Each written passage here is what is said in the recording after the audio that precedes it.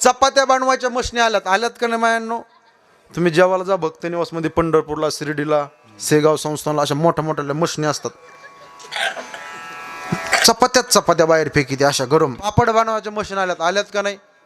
हुंडा घ्यायचा, टाकायचं, पापड तयार 1 मिनिटात. आता एक नवीन मशीन आली, लॉन्च झाली, तुमच्याकडे आहे का?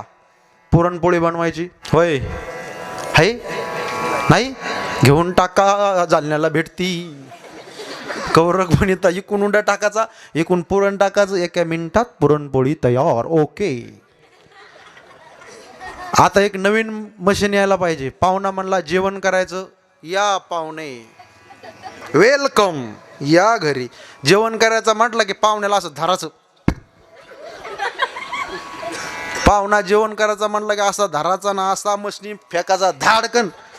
पाहुणा पान खाऊनच बाहेर आला पाहिजे.